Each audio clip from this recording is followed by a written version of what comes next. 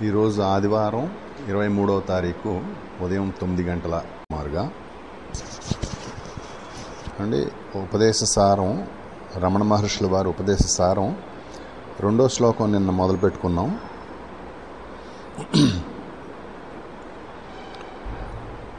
గణపతి మీద శ్లోకాలు గుర్తున్నాయండి అందరికీ? గణపతి మీద శ్లోకాలు. గణేశ సర్వదేవానాం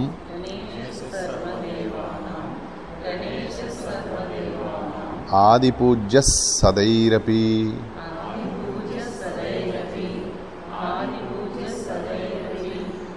సర్వైరపి మహావిఘ్న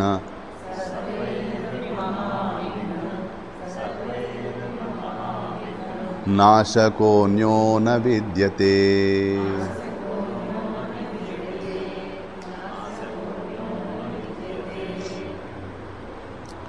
ఆదిపూజ్యం గణాధ్యక్షం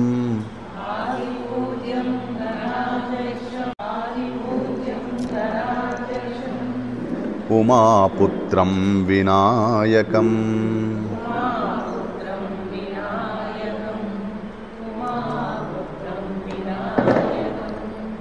మంగళం పరమం రూపం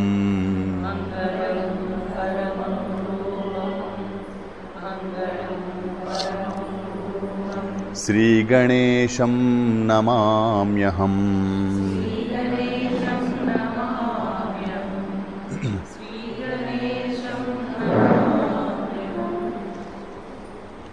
ఏంటి ఈ శ్లోకాలు వచ్చాయా అందరికీ? ఈ రెండు అబ్బో.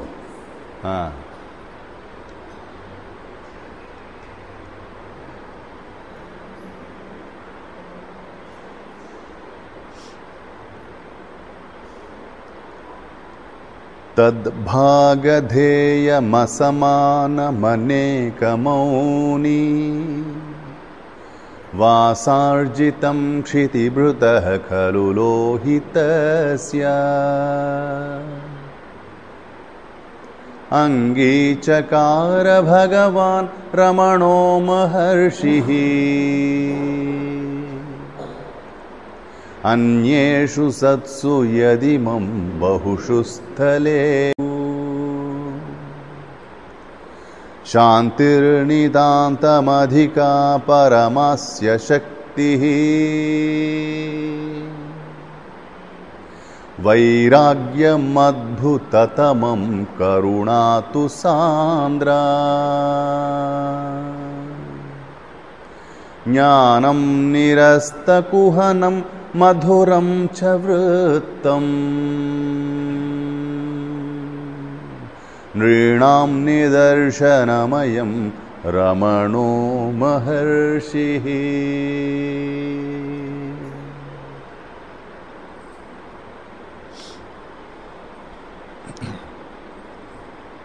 అండి, గణపతి ముని గారి యొక్క చత్వారింశత్లోని శ్లోకాన్ని మనం ఈ ఉపదేశ సారానికి ధ్యాన శ్లోకాలుగా రోజు చెప్పుకుంటున్నాం.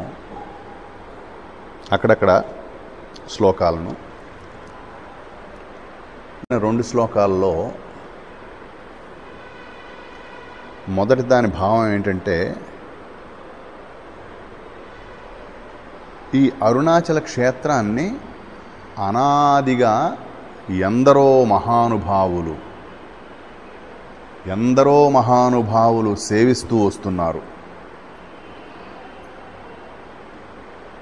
అందుచేత దీని ప్రతిష్టకి ఎప్పుడూ లోపం లేదు, ఎప్పుడూ సుప్రతిష్టంగా ఉంది. అంటే కదలకుండా ఉందని ఒక అర్థం, నిశ్చలంగా అచంచలంగా ఉందని చెప్పి ఒక అర్థం. మరొక అర్థం, దీని ప్రతిష్ట బాగా ఉంది. సు అంటే బాగా అని ఒక అర్థం. అందరికీ తెలిసినట్లుగా ఉంది, అందరికీ బాగా తెలుసు, లెస్సగా తెలిసే విధంగా దీని ప్రతిష్ట ఉన్నది. అయితే భగవాన్ రాక పూర్వం కొంతకాలం పాటు దీని ప్రతిష్ట ఎందుకో మరి అంత విమర్శగా లేదు, విపులంగా లేదు. ఎందుకో తెలియదు. ఏమండి, కొంతకాలంగా ఇది నివురు గప్పిన నిప్పు అనే మాట ఉంది. నివురు గప్పిన నిప్పులా ఉంది. అంటే నిప్పు ఉంటుంది కానీ దాని యొక్క వైనం మనకు తెలియదు, అది ఉందని తెలియదు మనకి. దీని యొక్క మహిమ దుప్పటి కప్పుకున్నట్టుగా ఉంది, ఎవరికి కనపట్లేదు. అంచేత భగవాన్కి పూర్వము కొంతకాలం పాటు ఇక్కడికి వచ్చినటువంటి ప్రసిద్ధులైన మహాత్ములు ఎక్కువగా లేరు, ఉండకపోలేదు సుమా, ఉన్నారు. ఎవరో తెలుసు కదా మీకు, ఏమండి, వాళ్ళు ఉన్నారు. ఇంకా కొంచెం ముందు, అంటే అంతకన్నా వెనకాల కాదు, కొంచెం దగ్గరగా అది శేషాద్రి స్వామి అనే మహానుభావుడు కాంచీపురం నుంచి వచ్చి ఉన్నారు ఆల్రెడీ అప్పటికే. ఏమండి, అయితే వారి వల్ల క్షేత్రం గురించి ఎక్కువ మందికి ఏం తెలియలేదు. తెలియాలని కాదు, తెలియాలని రూల్ లేదు, అలాగా అంతా వాడిష్టం. కానీ ఎప్పుడు మాత్రం మహానుభావులకి ఎప్పుడు ఇక్కడ లోటు లేదు. మహాత్ములకి ఇది ఆదరణనిచ్చేటువంటి నగరం, ముక్తి నగరం. ఇది మహాత్ముల్ని ఆదరించేటువంటి ముక్తి నగరం. ఈ పద్యంలో, ఈ శ్లోకంలో ఏం చెప్తున్నారంటే, ఎన్నో క్షేత్రాలు ఉండగా అండి, పేరు ప్రసిద్ధి చెందినటువంటి ఎన్నో క్షేత్రాలు, అందులో ముఖ్యంగా ఒక క్షేత్రం తమిళనాడు ఉన్నటువంటి శివభక్తులకి చిదంబరం హెడ్ క్వార్టర్స్ అండి. అంటే దేశం మొత్తం మీద ఉన్నటువంటి శివభక్తులకి ఏది హెడ్ క్వార్టర్స్ అండి? Kashi head quarters. ఎవరికైనా సరే కాశీయే. అది ఆణిముత్యం, మణిమకుటం, మకుటాయమానం, ఎన్ని రకాలుగానే చెప్పుకోవచ్చు దాన్ని. అది మొత్తం దేశానికి. అట్లాగా తమిళనాడులో చిదంబరం చాలామంది కేంద్రం. ఏమండి, చిదంబరం కేంద్రం. కానీ అలాగా చిదంబరమే కాకుండా ఇంకా చాలా క్షేత్రాలు ఉన్నాయి. కంచి ఉంది, కంచిలో ఎంతోమంది మహానుభావులు, అగస్త్యుడు వంటి మహానుభావులు ఎందరో అక్కడ తపస్సు చేసుకున్నారు, ఆ క్షేత్రాన్ని తమ క్షేత్రంగా తీర్చుకున్నారు. మధురై ఉండనే ఉంది, ఉన్న క్షేత్రమే మధురై. ద్వాదశాంత మహాస్థలి దాని పేరు. ద్వాదశాంత మహాస్థలి యోగ మార్గంలో ఏమండి దానికి ఒక ప్రసిద్ధి ఉన్నది, దానికి ఒక ప్రాముఖ్యత ఉన్నది. ద్వాదశాంత మహాస్థలి అనే పేరు అలా వచ్చింది దానికి. అక్కడే ఉన్నారు ఆయన. అక్కడ మీనాక్షీదేవి తన యొక్క ఓరచూపుతోటి దీక్షనివ్వగలదట. ఆవిడ ఓరచూపుతోటి, మీనాక్షీదేవి అంతటి సమర్థురాలు ఆవిడ. పుట్టిన అలా చూస్తుంది అంతే, వాడు పక్కుడైపోతాడు. నిజంగా ఓరచూపే చూసింది మన భగవాన్ కేసి. ఎందుకు తెలుసా మీకు? ఆవిడేమో ఇలాగ తూర్పు వైపుగా ఉంటుంది ఆవిడ, ఈయన దక్షిణంలో ఉన్నాడు. ఈయన అంచేత ఓరచూపే చూస్తుంది ఆయన కేసి. ఎదురుకుండా లేడు ఆయన, పక్కగా ఉన్నాడు. అక్కడ ఓ ఓరచూపు పడేసింది అనమాట. అంతే, ఈయన పక్కుడైపోయాడు అంతే.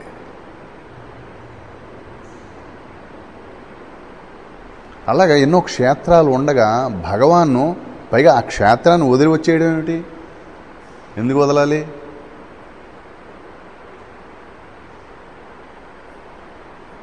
అది అరుణాచలేశ్వరుని యొక్క సంకల్పం. అది అండి, ప్రపంచానికి ఈయన ద్వారా ఆత్మవిచార మార్గం యొక్క సౌలభ్యం, సౌకర్యం అందరికీ అందాలి, కోరుకున్న వారి అందరికీ కూడా అందాలి అని చెప్పి ఆయన్ని ఇక్కడికి తీసుకొచ్చారు. ఈయన ఆ క్షేత్రాన్ని కోరుకున్నారు. నేను అక్కడికే వెళ్తానని చెప్పి ఎంతో కష్టాలు పడి, ఇప్పుడు దారిలో ఏదో తిరుక్కోయిలూరు వచ్చింది కదా, ఇప్పుడు ఉండిపోతే ఎందుకు ఉండకూడదండి? అక్కడ అరుణాచలం ఎంత కొత్తదో తిరుక్కోయిలూరు అంతే కొత్తది. పైగా అక్కడేమో ఆయనకేవో లైట్లు అవి కనిపించాయి, జ్యోతులు. అక్కడ అనుభవాలు కూడా బాగానే తక్కువేం లేవు, బాగున్నాయి అనుభవాలు. ఎవరో బాబు భోజనం పెట్టారు, ముందు వద్దన్నా కాదన్నా, ముందు తర్వాత భోజనం పెట్టారు, చాలా హాయిగా ప్రశాంతంగా ఉంది అక్కడ కూడాను. ఇప్పటికీ అసలు జనం లేరు అక్కడ, అప్పుడు ఎలా ఉండేవారో. అయినా సరే ఆయన ఎంతో ప్రయాసపడి ఉన్నవి కూడా అమ్ముకుని, ఏవో ఉంటే తాకట్లెట్టుకుని, అవన్నీ చేసి ఎంతో శ్రమలు పడి ఇక్కడ అరుణాచలం వచ్చారంటే ఆయన కోరుకున్నారు, ఈయన కూడా కోరుకున్నారు, ఇద్దరు కోరుకున్నారు. ఏదో పేషెంట్ది ఒకటే మంది కోరిక అయినట్టు అలాగా ఆయన భగవంతుడు భక్తుడు కూడా ఒకటే కోరుకున్నాడు. ఆయన ఎక్కడ ఆయన ఎవరు రావాలని కోరుకున్నాడో ఈయన అక్కడికి వెళ్ళాలని కోరుకున్నాడు. అంచేత ఎన్నో క్షేత్రాలు ఉండగా రమణ మహర్షి అనే మహానుభావుడు అరుణాచలాన్నే తన యొక్క స్థానంగా కోరుకున్నారు అంటున్నారు ఇందులో. అందుచేత ఇప్పుడు అరుణాచలం యొక్క ప్రాముఖ్యత విశ్వమంతా వ్యాపించింది. తద్భాగధేయమసమాన మనేకమౌని వాసార్జితం క్షితిభృత ఖలులోహితస్య అంగీచకార భగవాన్ రమణో మహర్షి అన్యేషు సత్సుయదిమం బహుషు స్థలేషు. ఎన్నో ఉన్నాయి ఉండగా దీన్నే కోరుకున్నారు. అందుచేత దీని యొక్క ప్రాముఖ్యత విమర్శగా అందరికీ తెలియడం మొదలెట్టింది. విపులంగా విమర్శగా అంటే ఏంటి, అన్ని వివరాలతోటి ఏమండి సవివరంగా అందరికీ తెలియడం మొదలుపెట్టింది. ఏమండి దీన్ని మనం అరుణాచలానికి ఆపాదించాం, ఈ గొప్పతనాన్ని భగవాన్కి ఆపాదిస్తాం. మనకి ఆయన ఇమీడియట్గా అందుబాటులో ఉన్నవాడు, వాడు మన మాటలు అర్థం చేసుకోగలడు, ఆయన మనతో మాట్లాడగలడు. అంచేత మనం ఆయనకి ఆపాదిస్తాం ఈ ఘనతని. అంచేత గణపతి ముని గారు ఆయనకే ఆపాదిస్తున్నారు. నువ్వు దీన్ని కోరుకున్నావు, ఎన్నో ఉండగా దీనికి ఓటేసావు నువ్వు. ఎన్నో క్షేత్రాలు ఉన్నాయి, అన్ని క్షేత్రాలు గొప్పవే. ఏమండి పంచదార గొప్పదా, తేనె గొప్పదా, పాలు గొప్పదా, పంచామృతాలు ఏవి గొప్పది చెప్పండి? ఆవు పాలు, ఆవు పెరుగు, ఆవు నెయ్యి, పంచదార, తేనె, వీటిలో ఏది గొప్పదంటే అన్నీ గొప్పవే. వాటి విలువలు వాటి ఉన్నాయి. అట్లాగే ఇది కూడాను. అయినా సరే ఆయన అరుణాచలాన్ని కోరుకున్నాడంటే అరుణాచలం యొక్క కీర్తిని పతాక స్థాయికి తీసుకెళ్ళడానికి. ఎప్పటి నుంచో ఉంది అరుణాచలం యొక్క కీర్తి, ఎప్పుడు లోతున్నారు. అనేక మౌనులు వచ్చి ఉన్నారు ఇక్కడ, ఎప్పటి నుంచో వచ్చి ఉన్నారు.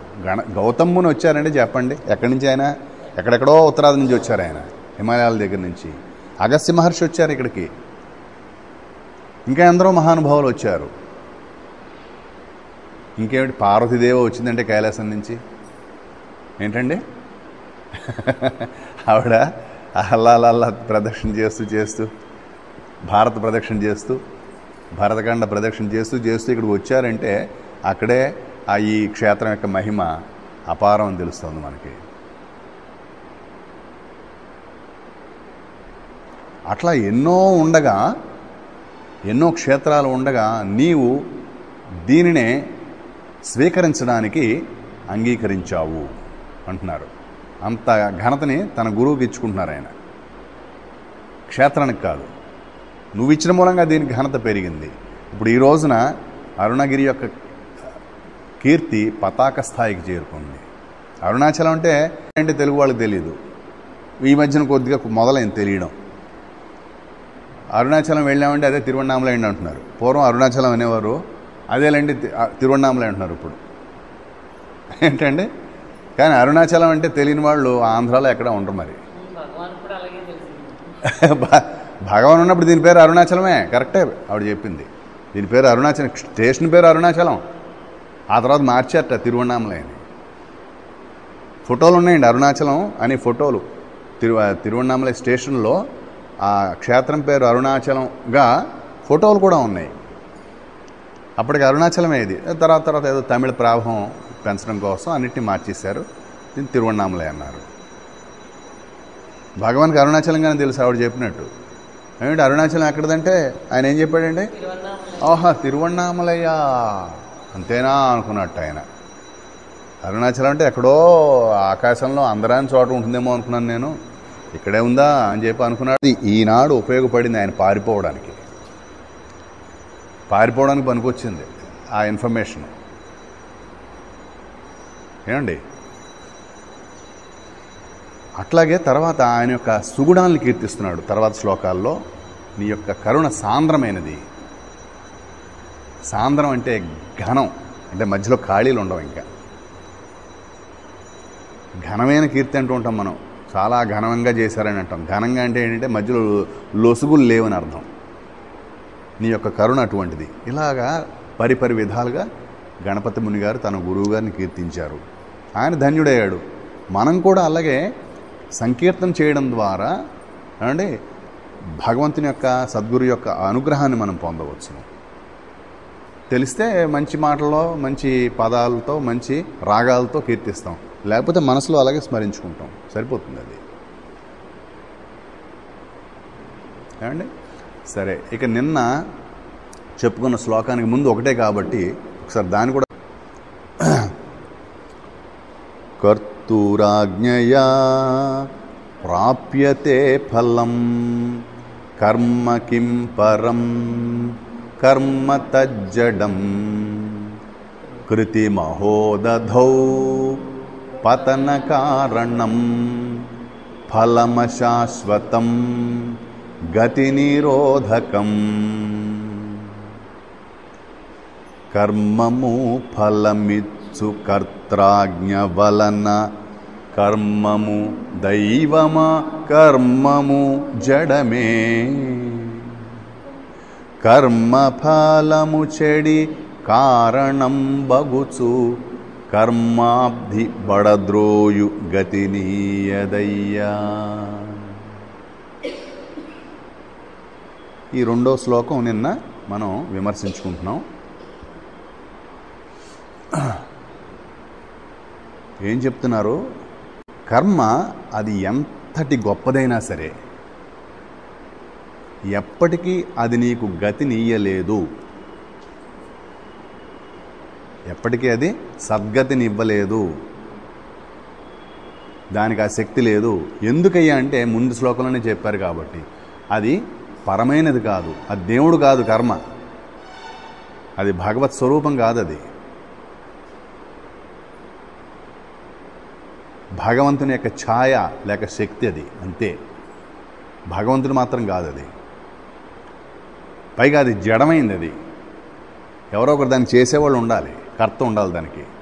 అంచేత కర్త తన యొక్క ఉనికి కోసం ఇతరులపై ఆధారపడేది మనకి శ్రేయస్సునివ్వలేదు. తన ఉనికి కోసం చూసేవాని మీద ఆధారపడేది మనకేం చేయగలుగుతుంది?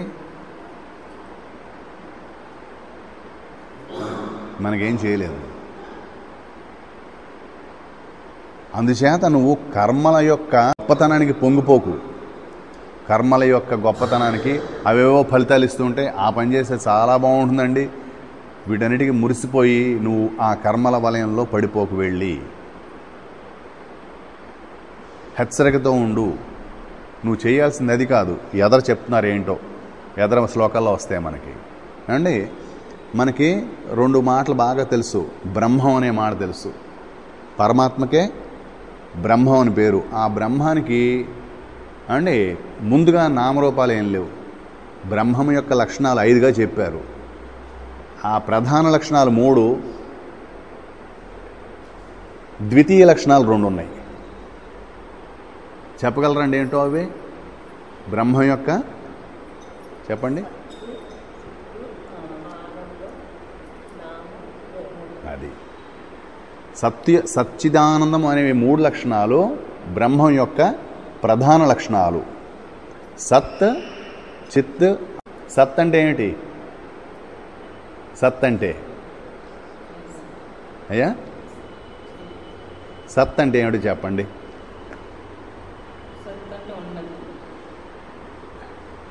ఉన్నది. సత్ అంటే నేను ఉన్నాను అనే జ్ఞానం అండి. సత్ అంటే ఉనికి. నేను ఉన్నాను అనేటువంటి ఉనికి.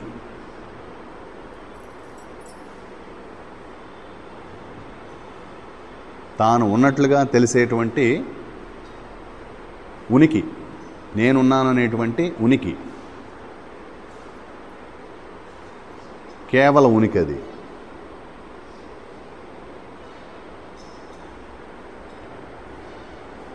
తర్వాత చిత్. చిత్ అంటే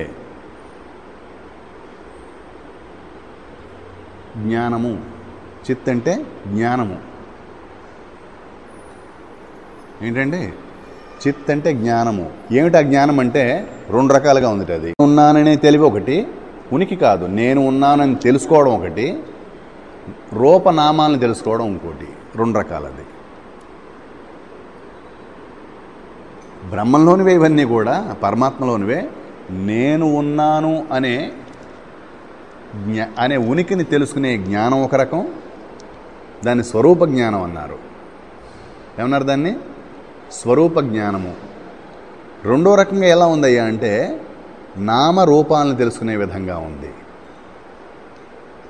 ఏంటండి? నామరూపాలను తెలుసుకునేటువంటి దాన్ని విజ్ఞానం అన్నారు, విశేషణ జ్ఞానం అన్నారు దాన్ని. ఇదేమో సుజ్ఞానం. ఏంటిది? సుజ్ఞానం, ప్రజ్ఞానం. ఇది మాత్రం విజ్ఞానం, విశేష జ్ఞానం అన్నమాట. ఇది నామరూపాలను తెలుసుకోవడం. అందుకనే మనం బాగా చదువుకున్న వాళ్ళని, ఎంతో సైంటిస్టులని వెళ్ళి పట్టుకుని మనం జ్ఞానులు అనం వాళ్ళని. ఏమంటాం? విజ్ఞానులు అంటాం వాళ్ళని. తెలుగులో విజ్ఞాన శాస్త్రం అని చక్కగా పెట్టారు. తెలుగులో విజ్ఞాన శాస్త్రం అది. ఎందుకంటే నామరూపాలతో పని అంతా కూడా. జ్ఞానం ఎన్ని రకాలుగా ఉంది? ఒకటి తనని తాను తెలుసుకునేది, రెండవది ఇతరాన్ని తెలుసుకునే నామరూపాల సంబంధించినటువంటి జ్ఞానంగా ఉంది. అంటే మూడవది ఆనందం. ఇది తెలియని వాళ్ళకి, ఇది అంటే మనం చెప్తే పోతుంది ఆనందం. అంచేటి ఆనందం తెలియని వాళ్ళు ఎవరు ఉండరు. ఆనందం గురించి ఎవరికి చెప్పక్కర్లేదు. అవునా కాదండి? ప్రతి క్షణం మనం ఆనందంగా ఉండడానికి కోసమే మనం ప్రయత్నం చేస్తాం. దానికోసం ఇప్పుడు మనం ఇక్కడ కలుసుకున్నది కూడా ఆనందాన్ని ఏదో రకంగా మనం పండించుకోవాలి. ఈ క్షేత్రంలో, ఏమండి, ఈ జడక్షేత్రంలోనే మనం ఆనందాన్ని ఏదో రకంగా పండించుకోవాలి. ప్రతి క్షణం మనం ప్రయత్నం చేస్తాం దానికోసం. ఒక్కోసారి ధ్యానం చేస్తాం దానికోసం, ఆ ఆనందాన్ని అనుభవించడం కోసం. ఎన్నో స్థాయిల్లో, ఎన్నో వేషాల్లో, రూపాల్లో ఉంది ఆనందం. కానీ అన్నిటినీ మించినటువంటిది కేవలానందం అని చెప్పారు. కేవలానందం. ఎక్కడైతే ఏ యొక్క వస్తువు లేదో దాన్ని కైవల్యం అన్నారు. ఆ కైవల్యం లభించినప్పుడు కలిగే ఆనందాన్ని కేవలానందం, కైవల్యానందం అన్నారు. దాన్ని మోక్షానందం. ఏమండి? కాబట్టి మనకి బాగా తెలిసిన మాటలు ఏమేంటి? బ్రహ్మము. ఆ బ్రహ్మం యొక్క లక్షణాలు ఏంటి? సత్, చిత్, ఆనందము. ఇవి ప్రధానమైనవి. ద్వితీయమైనవి ఏంటంటే నామరూపాలు. ఈ రెండింటినీ కలిపి, నామరూపాలని కలిపి ప్రకృతి అన్నారండి. ఇదేమో బ్రహ్మం, సచ్చిదానందం బ్రహ్మం. ఈ రెండు నామరూపాలు రెండు ఏంటి? ప్రకృతి. కానీ ప్రకృతి కూడా బ్రహ్మంలో యొక్క భాగమే, అంతర్భాగమే. అది విడిగా ఏం లేదు. అది బ్రహ్మాన్ని కాదని ఏమీ లేదని చెప్తున్నారు. పరమాత్మని కాదని, పరమాత్మకు విడిగా ఏమీ లేదని చెప్తున్నారు మహాత్ములు. ఇప్పుడు అందుకని ఇప్పుడు ఈ క్షణంలోనే బ్రహ్మం ఇక్కడే ఉంది మన దగ్గర, మన యందు మనంగా ఉంది బ్రహ్మం. నామరూపాలు ఉన్నాయి, ప్రకృతి కనిపిస్తుంది మనకి. అండి, పేర్లు, రూపాలు కనిపిస్తున్నాయి కదా మనకి, నామరూపాలు కనిపిస్తున్నాయి మనకి. అవి ఉన్నాయి, ఆ 5 ఉన్నాయి ఇక్కడ. సత్తు ఉంది, చిత్తు ఉంది, ఆనందం ఉంది, నామం ఉంది, రూపం ఉంది. బ్రహ్మకి మనకి ఇందాక చెప్పుకున్నాం, బ్రహ్మము, ప్రకృతి 2 మాటలు మనకు బాగా తెలుసు. వీటికి ధాతువులు అని ఉన్నాయి. బ్రహ్మానికి ధాతువులు, అలాగే ప్రకృతికి ధాతువు. ఏమిటయ్యా అంటే బ్రహ్మానికి బ్రహ్మి, ప్రకృతికి కృ ధాతువులు. బ్రహ్మిలోంచి బ్రహ్మం వచ్చింది, కృలోంచి కృతం ప్రకృతి వచ్చింది. దాన్ని మనం కొంచెం షార్ట్కట్లో బ్రూ కృ అని చెప్పుకోవచ్చు. బ్రూ అంటే బ్రహ్మం, కృ అంటే ప్రకృతి.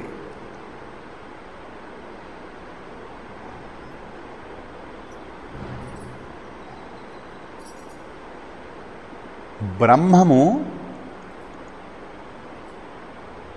సదా ఆది అంతము లేకుండా ఉండేది. సదా ఆది అంతము లేకుండా ఉండేది బ్రహ్మం. అయితే ప్రకృతి మాత్రం కృతము అంటే చేయబడినది అని అర్థం. అందులోనే ఉంది, మాటలోనే ఉంది, పేరులోనే. ప్రకృతి అనే మాటలోనే కృతము చేయబడినది. ప్రా అంటే ఏమిటి? ప్రకృతి అని ఉంది కదా, మరి ప్రా అంటే ఏంటంటే బాగా అని అర్థం. ప్రకర్షేణ కృతం, బాగా చేయబడినది. చేయబడినది అంటేనే వస్తుంది మనకు అక్కడ ఎవరు చేశారనే ప్రశ్న. అవునా కాదండి? కర్త మాట వస్తుందో లేదో చెప్పండి. చేయబడింది అంటున్నాం. ఈ వంట చేయబడినది, ఎవరు, ఈ మాటలు చెప్పబడినవి. అట్లాగే ప్రకృతి బాగా చేయబడినది, ఎవరి చేత? బ్రహ్మము చేత. బ్రూ చేత చేయబడినది. బ్రహ్మం చేత ఈ ప్రకృతి చేయబడినది. బ్రహ్మము చేత చేయబడినది కాబట్టి దాన్ని ప్రకృతి అన్నారు. ఏమండి, ఈ టేబుల్ కానీ, ఈ చైర్ కానీ, ఇవి కానీ, వీటిని ప్రకృతి అనడానికి కుదరదు. ఇవి ప్రకృతి కాదు. ఇవి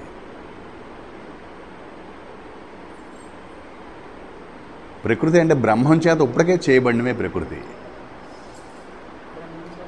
బ్రహ్మము చేత చేయబడినటువంటి వస్తువులు. ఆ వస్తువులు చేత చేయబడిన వస్తువులు కాదు. ఏమంటే పంచభూతాలు, జీవులు, వాళ్ళందరూ ఉన్నారు. వీళ్ళందరూ కూడా బ్రహ్మం చేత చేయబడ్డారు. మనం ఈ గ్లాస్ తయారు చేసుకున్నాం, ఈ సెల్ ఫోన్ తయారు చేసుకున్నాం, ఈ కుర్చీలు ఇవన్నీ మనుషుల చేత చేయబడ్డాయి. అలాగే పాములు పుట్టల్లో ఉంటాయి, చీమలు తయారు చేసిన పుట్టల్లో అనుకుందాం. అలాగే ఏవో పక్షులు గూళ్ళు కడతాయి, మనుషులు ఏవో ఇళ్ళు కట్టుకుంటారు. ఇవి నిర్మాణాలు. ఇవి ప్రకృతిలో జీవులు చేయబడినటువంటి నిర్మాణాలు ఇవి.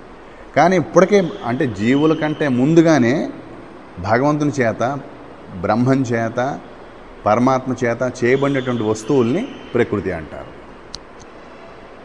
అయితే ఇవి కూడా ప్రకృతిలో అంతర్భాగాలే ఇవన్నీ కూడా. ఎందుకంటే మనుషులు చేతలైనప్పటికీ కూడా ఇవి కూడా ప్రకృతిలో అంతర్భాగాలే. ద్వితీయ శ్రేణిలోకి వస్తాయి, ప్రాథమిక శ్రేణిలోకి కాదు.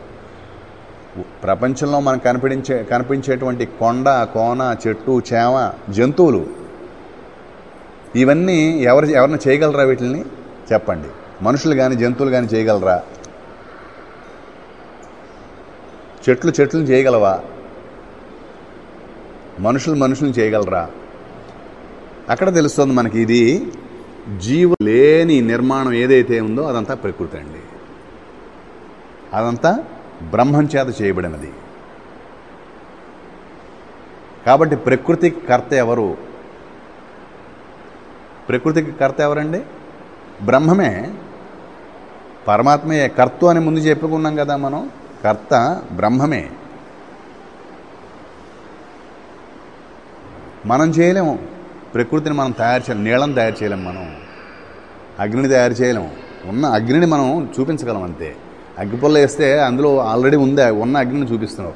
అగ్నిని సృష్టించలేము మనం, వాయువుని సృష్టించలేము. ఇప్పుడు ఈ వాయువు ఏంటన్నమాట, అక్కడ ఫ్యాన్ తిరుగుతుంటే వచ్చే వాయువు, ఎక్కడో ఉన్న వాయువుని ఇక్కడ తీసుకొస్తున్నాం అంతే. మనం సృష్టించట్లేదు.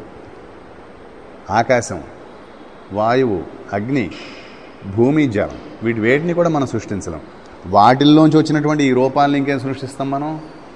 వాటి మూల పదార్థాలనే సృష్టించలేనప్పుడు వాటి ద్వారా ఏర్పడినటువంటి చెట్టు, చేమ, జీవులు, వీటిని అక్కడే తెలుస్తోంది మానవుని యొక్క పరిమితి ఏంటో.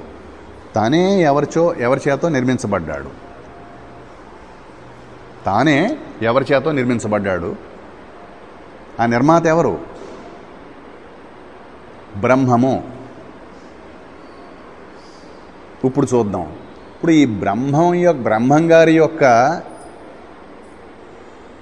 కృతం సృష్టి ఇది శాశ్వతమా? చెప్పండి. ఆయన సృష్టించిన ఈ ప్రపంచం శాశ్వతమా? ఆయనే చెప్తున్నాడు కాదని. ఈ ప్రపంచం శాశ్వతం కాదంటున్నాడు. చేయబడింది ఏది శాశ్వతం కాదంటున్నాడు. ఇక మన చేత చేయబడేటువంటి నిర్మాణాలు కానీ, వస్తువులు కానీ, మన చేత చేయబడిన దాన్ని కూడా ప్రకృతి అనుకుందాం. పోని మన చేత చేయబడిన ప్రకృతి అది శాశ్వతంగా ఉండగా ఉండలేదు. శాశ్వతంగా కనపడచ్చు కొంతకాలం పాటు, కానీ ఉండలేదు. ఎందుకంటే మనకన్నా గొప్పవాళ్ళు శ్రీకృష్ణదేవరాయలు వీళ్ళందరూ వాళ్ళకి మనం సరిపోతాం అసలు? ఏమండి? వాళ్ళు నిర్మించినటువంటి నగరాలు, రాజ్యాలు, కట్టడాలు, గుళ్ళు, గోపురాలు ఈ రోజున ఏమయ్యాయండి? మట్టి దెబ్బలకు కనిపిస్తున్నాయి. వాటిని మనం పునర్నిర్మాణించుకున్నాం కానీ, వాటిని పునర్నిర్మాణం చేసుకున్నాం కానీ, రెనోవేట్ చేసుకున్నాం కానీ, అవన్నీ కూడా ఇంచుమించుగా భూస్థాపితం అయిపోయేవన్నీ కూడా. అట్లాగా ఎంతటి నిర్మాణమైనా సరే జీవుల చేత చేయబడినవి శాశ్వతంగా ఉండచాలవు. ఎందుకయ్యా అంటే ఎవరైతే వీటిని నిర్మించారో వాళ్లే శాశ్వతం కాదు. ఈ నిర్మాణం చేసిన వాళ్లే శాశ్వతం కానప్పుడు వీళ్ళని ఎవరు నిర్మాణం చేశారు? బ్రహ్మంగారు చేశారు. అందరినీ ఎవరు నిర్మించాడో వాడే వీళ్ళని కూడా నిర్మించాడు. వాడి నిర్మాణమే శాశ్వతం. మన నిర్మాణాలు శాశ్వతం అనుకుంటే అనుకో, మంచిదే. నేనేం అడ్డుపడం. నేను చాలా మంచివాడిని అనుకుంటే మీరేం చేయగలరు చెప్పండి? మీరు ఏం చెప్పినా నేను నమ్మను. నేను చాలా మంచివాడిని అండి అని పెట్టి నేను ఫిక్స్ అయిపోయి కూర్చున్నాను. ఏమన్నా చేయగలవా? మహా అయితే నన్ను ఓ పోటు పడవగలరు అంతే. అంతేగాని నన్ను ఏమీ మీరు మార్చలేరు, నా మనసుని మీరు మార్చలేరు. అట్లాగా నేను చేసిన చేతలన్నీ కూడా శాశ్వతమైనవి అనుకున్నానంటే అనుకునేవండి. ఏంటి మనకు వచ్చే నష్టం ఏంటి? సత్యాన్ని ఎప్పుడు ఎవడూ మార్చలేడు. తాత్కాలికంగా మరుగుపరచగలడు కానీ మార్చలేడు దాన్ని. కొంతకాలం మన మీద భయంతో ఒప్పుకుంటారు. అయ్య బాబు ఆయనండి గురువుగారు అంటున్నారు కాబట్టి ఏం మాట్లాడద్దు మనం, ఆయన చేసినవన్నీ కూడా శాశ్వతం అని చెప్తున్నారు. ఇలాంటివి ఎన్నో జరిగాయండి. ఇలాంటి కథలు అంటే పెద్ద పెద్ద ఈ ప్రపంచం ఫూల్స్ని చేసేసింది, మూర్ఖులుగా మార్చేసింది, వాళ్ళనే పప్పులో కాలేయం చేసింది. అంతటి శక్తివంతమైంది ఈ ప్రకృతి. ఇక్కడ ఒక ఆయన ఉండేవారని చెప్పారు. భగవాన్ ఆయన గురించి విమర్శించారు. ఆయన గురించి వెంకారావు అనే పేరు అంటే వెంకటేశ్వరరావు ఏదో వెంకారావు అంటారు. మాస్టర్ సివివి అనే పేరు విన్నారో లేదో మీరు ఎవరైనా? విన్నారండి మీరు? ఆయన అండి ఇక్కడ తమిళనాడులో కొంతకాలం ఉన్నారండి. వాళ్ళ శిష్యులు అనుకుంటా కదా అక్కడ వైజాగ్. మాస్టర్ సివివి ట్రస్ట్ అని ఉంది కదా, ట్రస్ట్ అండి. చాలామంది ఉన్నారు వాళ్ళకి. అప్పుడు భగవాన్ టైంలోనే ఉండేవారు. భగవాన్ కన్నా ఎక్కువ ఉండేవారు. యాక్చువల్గా భగవాన్ దగ్గర కన్నా ఆయన దగ్గరే చాలామంది ఉండేవారు. ఆయనకి తెలుగు వాళ్ళు మరి ఆయన వైష్ణవులండి. వాళ్ళు వైష్ణవులు. కాకపోతే విచిత్రం ఏంటంటే వాళ్ళకి శివద్వేషం లేదండి. ఇప్పుడు వాళ్ళ ట్రస్ట్లో వాళ్ళందరూ కూడా గొప్పగా శివారాధన. వాళ్ళు ఒక శ్రీరుద్రం పుస్తకం కూడా ప్రింట్ చేశారండి. అంటే శివాభిషేకం ఎలా చేయాలో, రుద్రాభిషేకం ఎలా చేయాలో ఒక పుస్తకాన్ని ప్రింట్ చేశారు. వాళ్ళు చాలా చక్కగా తప్పులు లేకుండా చేశారు. చాలా మంచివాళ్ళు అండి వాళ్ళు. చాలా మంచివాళ్ళు, చాలా విజ్ఞానవంతులు. వాళ్ళని ఏ రకంగా మనం తప్పుపడడానికి లేదు, ఈ ఒక్క విషయంలో తప్ప. ఆయన ఏమని ప్రబోధం చేశారంటే శిష్యులందరికీ కూడా ఈ శరీరాన్ని మనం శాశ్వతంగా అట్టి పెట్టుకోగలం అన్నారు. నేను చెప్పినట్టు చేస్తే ఈ శరీరానికి మరణం రాదు అని చెప్పారు ఆయన. ఇది అప్పట్లో చాలా ప్రచారంలో ఉందండి ఇది. ఎందుకంటే చాలామంది ఆకర్షణ పొందుతారండి ఇలాంటి వాటికి. చాలామంది ఆకర్షితులు అవుతారు, అట్రాక్ట్ అవుతారు. ఆయన చెప్తున్నారండి, పైగా రహస్యం అంటే అది అందరికీ చెప్పట అనేటప్పటికీ ఇంకా అసలు ఏమంటే ఫాలోవర్స్, ఆయన్ని అనుసరించేవాళ్ళు కోకొలలు అయిపోయారు. ఆయన ప్రసంగం భగవాన్ యొక్క ఈ సత్సంగంలోకి వచ్చింది, భాషణంలోకి. ఏమండి ఇలాగంటున్నారంటే, అవునయ్యా అది ఈనాడు కాదు, ఎప్పటి నుంచో ఉంది. అది ఈనాడు రావడంలో ఆశ్చర్యం లేదు. ఎందుకంటే ఎప్పటి నుంచో ఉంది అది.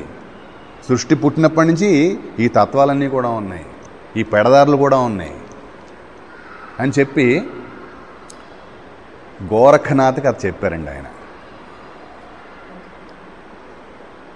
గోరఖనాథ్ అంతటి వాడు భ్రాంతిలో పడిపోయాడు. ఎవరి శిష్యుడు ఆయన? మత్స్యేంద్రనాథ్ మాయా మత్స్యేంద్ర అనే సినిమా కూడా వచ్చింది మనకి. మత్స్యేంద్రనాథ్ శిష్యుడు ఆయన. మత్స్యేంద్రనాథ్ ఎంతో గొప్పవాడు. ఆయన శిష్యుడు గోరఖనాథ్. అంటే అన్ని అష్టసిద్ధులు వాళ్ళకి ఊరిని కరతలా మనకు వాళ్ళు పిలిస్తే అలాగా ఎదుర్కొండా నిలబడతాయి అష్టసిద్ధులు. బ్రహ్మజ్ఞానం కూడా ఉంది వాళ్ళకి, బ్రహ్మజ్ఞానం కూడా ఉంది. కానీ శరీరమే బ్రహ్మం అనుకుంటున్నారు వాళ్ళు. ఏమంటున్నారు వాళ్ళు? ఈ శరీరమే బ్రహ్మం అనుకుంటున్నారు వాళ్ళు. యథార్థ జ్ఞానం లేదనమాట. అది బ్రహ్మజ్ఞానం అనుకుంటున్నారు వాళ్ళు. మత్స్యేంద్రనాథ్ మాత్రం తక్కువ. మత్స్యేంద్రనాథ్ అలా పొరపాటు పడలేదు ఆయన. ఇతను గోరఖనాథ్ మాత్రం పొరపాటు పడ్డాడండి. ఆయన్ని సరిదిద్దడానికి భగవంతుడు సద్గురు రూపంలో ప్రభులింగ అనే పేరు పెట్టుకొచ్చాడండి.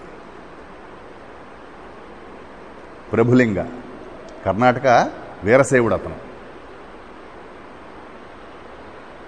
ఆ ప్రభులింగ గోరఖనాథ్ అండి. వీళ్ళ మధ్యలో అల్లమ ప్రభు అంటారు ఆయన్ని. అల్లమ ప్రభు. మీకు బసవేశ్వరుడు పేరు వినే ఉంటారు. కర్ణాటక అంతా కూడా లింగాయతులు, వీరశైవులు. వాళ్ళకి నాయకుడు బసవేశ్వరుడు. ఆయన నందీశ్వరుని యొక్క అవతారం అని చెప్తారండి. మీరు కర్ణాటక ఎక్కడికి వెళ్ళండి, బసవేశ్వరుడు మాత్రం. ఈ రోజున పాలిటీషియన్స్, అధికారులు, బాగాశీలు అన్నీ కూడా ఈ బసవేశ్వర సంప్రదాయంలోని వీరశైవులదే. లింగాయతులు అంటారు వాళ్ళని. ఆ సంప్రదాయానికి మూల స్తంభాలు ఉన్నాయి వాళ్ళకి. ఏమండి గుర్తున్నాయి మీకు? శ్రీశైలంలో అయితే మనకి ఈ వివరాలన్నీ బాగా తెలుస్తాయి. ఫస్ట్ బసవేశ్వరుడు, తర్వాత అల్లమ ప్రభువు. అల్లమ ప్రభునే ప్రభులింగ అంటారండి. బసవేశ్వరుడు, అల్లమ ప్రభువు, ఏమండి సిద్ధరామప్ప మూడోవాడు. సిద్ధరామప్ప.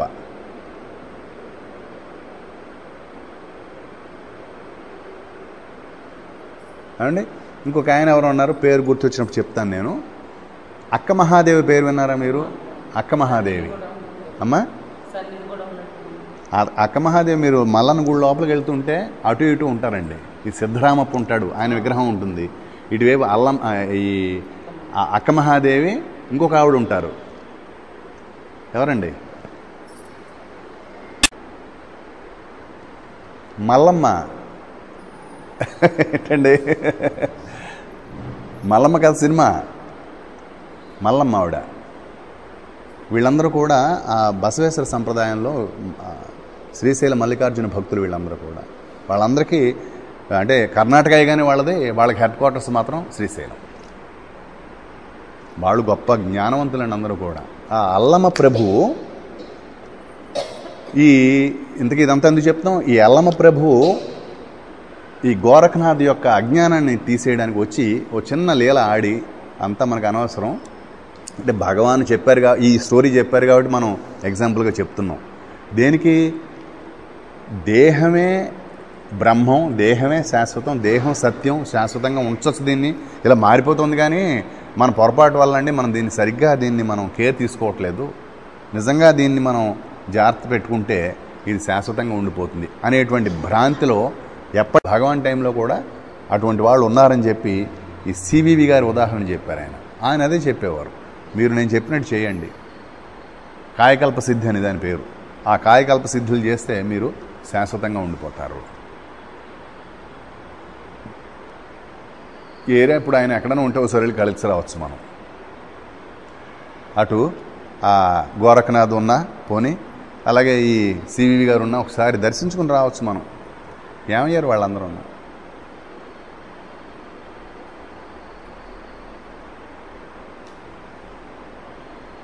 అంటే ఇప్పుడు వీళ్ళిద్దరిని ఎవరు సృష్టించారు? మనుషులు కాదు కదా, మనుషులు సృష్టించలేదు. వాళ్ళని కూడా పరబ్రహ్మే సృష్టించాడు, పరమాత్మే వాళ్ళని సృష్టించాడు. ఇప్పుడు వీళ్ళ సంగతే ఇలా ఉంటే మనుషులు చేసేటువంటి నిర్మాణాలు ఇంకేం చెప్పుకోవాలి వాటి గురించి? ఇది భగవాన్ చెప్పేది. కర్మఫలము చెడి అంటే చెడి అంటే ఏంటి? దాంట్లో చెడు 3 స్థాయిల్లో ఉంది. పరిణామం, తర్వాత క్షీణత, తగ్గిపోవడం, క్రమేపీ తగ్గిపోవడం, తర్వాత అదృశ్యం, అంతం, మరణం. ఏమండి ఇది మనం ఎవరి గురించో చెప్పుకోవట్లేదు, యథార్థంగా మీకు చెప్తున్నాం. మనం గత వారం రోజులుగా చక్కటి వేదికనిచ్చారు మనకి, సత్యాన్ని ప్రతిష్ఠించుకోవడానికి. ఏమండి మనకి వేదికనిచ్చారు ఈ శివ సన్నిధిలో.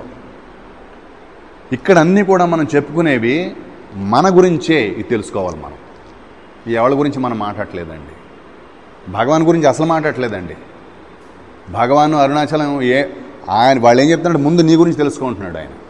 నీ గురించి తెలుసుకుంటే నన్ను ధన్యుని చేసినంత బాబు. మన పెద్దవాళ్ళు అంటారు, ఒరే బాబు నువ్వు బాగుపడరనైనా మాకు పెట్టినంత పుణ్యం అంటారు. అవునా కాదండి? నిజమే. మంచి తల్లిదండ్రులు ఏం చెప్తారు పిల్లలకి, ఒరే మా సంగతి నువ్వు దేవుడు ఎరుగు, నువ్వు హాయిగా ఉండరనైనా, మంచి ఉద్యోగం చేసుకో, మంచి చదువుకో, బాగుపడు, వృద్ధిలోకి రా, పుణ్యం అంటారు వాళ్ళు. మమ్మల్ని ఏం చూడక్కర్లేదు నాయన, నువ్వు హాయిగా ఉండు అని. అవసరమైతే ఓ సినిమా పాట కూడా పాడతారు, నీ సుఖమే నేను కోరుకున్నా అని. మా సుఖాలు నువ్వేం చూడక్కర్లేదు, ఇగో అరుణాచలం ఉంది, మాకు ఆయన ఎవరో ఉన్నారు అక్కడ, ఆయన మాకు ప్లేస్లు ఇస్తాడు, అక్కడ వెళ్ళి ఉండొచ్చు మేము, మా జీవితం అలా అక్కడ వెళ్ళిపోతుందిలే. నిన్నేమో అమ్మగారు అంటున్నారు, ఏమండి మరి ఆయన ఇంకా అలా బిల్డింగ్లు వేసుకుని వెళ్ళిపోతున్నారు ఆయన అంటే. నేను అందాం అనుకున్నాను కానీ మళ్ళీ ఆవిడని ఇబ్బంది పెడదాం ఎందుకని చెప్పి. ఇప్పుడు ఇక్కడ మొదలైంది ఏమిటండి, వింటున్నారా జ్యోతి? గిరి ప్రదక్షిణ ఇక్కడ మొదలైంది. గిరి ప్రదక్షిణ పూర్తి అవ్వాలి. ఆయన గిరి ప్రదక్షిణ ఏమిటి, మనం కాళ్ళతో నడుస్తాం, ఆయన బిల్డింగులు కట్టుకుంటూ వెళ్తారు. ఆయన గిరి ప్రదక్షిణ అయింది అది. ఈవిడదేమో అంగ ప్రదక్షిణ, మా కాళ్ళతో గిరి ప్రదక్షిణ, ఆయనది బిల్డింగులతో ప్రదక్షిణ. అలా చుట్టుకుంటూ రావాలి అరుణాచలం. ఏమండి అలాగా మనం ఇక్కడ చెప్పుకునేవన్నీ కూడా వ్యక్తుల గురించి, ఎవరో మనకు తెలియని థర్డ్ పర్సన్, థర్డ్ పార్టీ, వాళ్ళ గురించి ఏం కాదండి. ఇది మనకి సంబంధించినటువంటి జ్ఞానం. మొన్న వచ్చినప్పటికీ ఈ రోజుకి మనలో ఎంతో మార్పు వచ్చినది. మన శరీరాల్లో, నేను చెప్పేది మన శరీరాల్లో, మనం అనుకునే మన శరీరాల్లో ఎంతో మార్పు వచ్చినది. మనం తొందరగా గుర్తుపట్టలేమంటే ఒక ఏడాదో 2-3 ఏళ్ళు అయితే కానీ దాని యొక్క ఆ పరిణామాన్ని, క్షీణతని మనం గుర్తించలేము. ఎప్పుడో అంటాం కొంచెం మోకాళ్ళు బాగోట్లేదు ఈ మధ్యన అంటాం, కానీ దాన్ని ఈ పరిణామంలో ఒక భాగంగా గుర్తించమండి. మనమే సర్ది చెప్పేసుకుంటాం, దీన్ని మళ్ళీ మనం బాగు చేసుకోవచ్చు. 15 ఏళ్ళు 20 ఏళ్ళు ఉన్నప్పుడు మోకాళ్ళు ఎలా ఉంటాయి అలాగే తయారవుతాయి అనుకుంటాం మనం. అలాగే ఈ మధ్యన అంటే కొంచెం జ్ఞాపకశక్తి తగ్గింది, ఏదైనా లేహం ఏమన్నా ఔషధం ఏమన్నా ఉందా అంటాం. మళ్ళీ దాన్ని పూర్వస్థాయికి తీసుకెళ్ళడానికి తప్పేం కాదు, సరదాగా చెప్పుకుంటున్నాం మనం ఇవన్నీ. అంటే ఏంటన్నమాట, మన శరీరంలో ఎన్నో మార్పులు సంభవిస్తూ ఉంటాయి. అవి వన్ వే ట్రాఫిక్ అని చెప్పారు దాన్ని. వాటికి వెనక్కి రావడం తెలియదు. మళ్ళా ఒకవేళ కొంచెం దూరం వెళ్ళి మళ్ళీ ఒక అడుగు వెనకేసినా కూడా అది తాత్కాలికమే అంటున్నారు. మృత్యు వైపు అందరూ కూడా పరిగెత్తాల్సిందే, అందరూ కూడా పరిగెత్తాల్సిందే. మృత్యువు ఆయనలాగా అలా కూర్చుని ఉంటాడండి, వాడి అవ్వ దగ్గరికి పరిగెత్తడండి. ఇది శ్రీకృష్ణుడి యొక్క దర్శనం. ఇది శ్రీకృష్ణుడి యొక్క దర్శనం అండి. విశ్వరూప సందర్శనంలో చెప్తున్నాడు, నువ్వు అలా ఉన్నావు, వీళ్ళందరూ కూడా ఈ గొప్ప గొప్ప వీరులని చెప్పబడే వాళ్ళందరూ అంత వాళ్ళని చంపేస్తాం, వీళ్ళని చంపేస్తాం, నాకు శక్తి ఆయుధం ఉంది, అర్జునుడి తప్ప ఇంకెవరిని నేను చంపను, ఇవన్నీ చంటి పిల్లల మాటలు ఇవన్నీ కూడా. వీళ్ళందరూ కూడా ఎవరు, వాళ్ళు బేబీస్ అన్నమాట. వాళ్ళు భీష్ముడు, ఎవరైనా కానివ్వండి అందరూ బేబీసే. వీళ్ళందరూ కూడా ఆయన యొక్క నోట్లోకి అలా వెళ్ళిపోతూ కనిపించారట. మరి కాలోస్మి లోకక్షయకృత్ ప్రవృద్ధ, నేను కాలాన్ని చెప్పాడు ఆయన. నేను కాలస్వరూపుణ్ణి, నేను యముణ్ణి, నేను అసలైన యముణ్ణి అని చెప్తున్నాడు ఆయన. ఈ లోకాలని, మనుషుల్ని కాదు, మనుషుల్ని తినడం అలాగా అంత తక్కువ మెతుకులు తినం మనం. అన్నం తింటాం, అందులో మెతుకులు ఉంటాయి. ఏంటండి నీటి బొట్లు తాగం మనం, నీరు తాగుతాం కానీ నీటి బొట్లు ఉంటాయి అందులోనూ. అలాగే వాడు లోకాన్నే మింగేస్తట్టు వాడు. కాలోస్మి లోక క్షయ కృత్ ప్రవృద్ధ లోకాన్ సమాహర్తుమిహం ప్రవృద్ధ. ఈ ప్రపంచం అంతటినీ కూడా నేను క్రమేపీ ఆరగిస్తాను. పంచరత్నాల్లో కూడా మొదటి మా ఇదే ఏమంటున్నాడు. ఫస్ట్ ఎలా మొదలెడుతున్నాడు చూడండి, భగవాన్ యొక్క చమత్కారం చూడండి. ఫస్ట్ది ఏంటండి పంచరత్నాల్లో? గట్టిగా చెప్పండి అందరూ కూడా.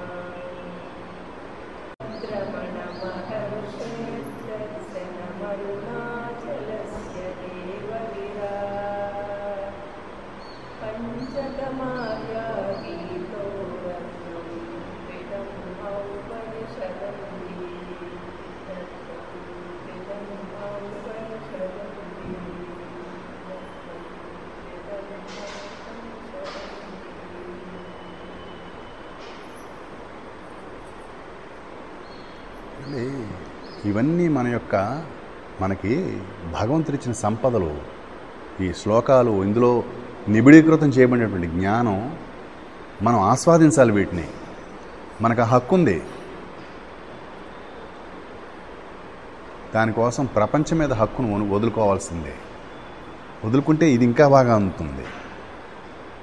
హక్కు అంటే ఏమిటి? ప్రపంచం మీద భ్రాంతి అంతే. నీకు ఉన్నదాన్ని ఏం వదులుకోక్కర్లేదు. నీకు ఏదో భగవంతుడు ఇచ్చిన దాన్ని నువ్వేం వదులుకోక్కర్లా. కానీ దాని మీద ఉండేటువంటి అపేక్షని, మోహాన్ని మాత్రం వదులుకుంటే ఈ శ్లోకాల్లోని భగవద్బోధల్లోని సారాంశం చక్కగా మన ఆకట్టుకుంటుంది. చెవి పడేయండి సరిపోతుంది, ఇంకేం అక్కర్లేదు. హృదయాన్ని పడేయడం ఎలాగో తెలియదు మనకి, మనసును పడేయడం. చెవిని పడేయడం తెలుసు. ఆ చెవి ద్వారా వెళ్ళనివ్వండి లోపలికి. ఆ లోపలికి వెళ్ళిన తర్వాత అవి ఏ రూపాల్లో మన హృదయంలో అవి నిక్షిప్తం అవ్వాలో వాటికి తెలుసు నీకన్నా బాగా. నువ్వేం చేయక్కర్లేదు, అసలు ఏం చేయక్కర్లేదు. అలా చెవి ఇచ్చేస్తే చాలు. అవి లోపలికి వెళ్ళి ఏ రూపం. ఇప్పుడు మనం ఏం చేస్తున్నాం చెప్పండి. మనం కాసేపట్లో భోజనం పెడతారు, ఏమిటండి భోజనం చేస్తాం. లేకపోతే ఇందాక ఒకసారి భోజనం చేసాం, మనం ఏదో టిఫిన్ చేసాం, తిన్నాం. దాన్ని ఎలా మారాలో ఎలా అరగాలో నీకు ఏమన్నా బాధ్యత ఉందా చెప్పండి? నీ పని ఏమిటి? హాయిగా రుచిగా భోజనం చేయడం, బాగా పెట్టారనుకోవడం. అట్లాగే ఈ మాటలు, ఈ వాక్యాలు కూడా నువ్వు లోపలికి పోనీ అంటే దాన్ని చాలు. ఫస్ట్ సంగతి తర్వాత చూద్దాం. అది లోపలికి వెళ్ళి ఏ రూపంలో నిన్ను అవి ఆకళింపు చేసుకోవాలో, నిన్ను ఆకట్టుకోవాలో వాటికి తెలుసు. అంత మహిమోపేతమైనటువంటి వాక్యాలు ఇవన్నీ కూడా. ఏమండి ఇప్పుడు ఈ శ్లోకం చూడండి. భగవాన్ ఏమైనా మొదలుపెట్టారు? సో ఇది వినగానే మనం ఏమిటో ఆ కరుణ, అయ్యి బాబోయ్ ఓహోహోహోహో అనుకుంటున్నాం మనం. కరుణాపూర్ణుట్టండి ఆయన. తర్వాత వాక్యం ఏంటో ఒకసారి చూడండి అమ్మా, చెప్పండి.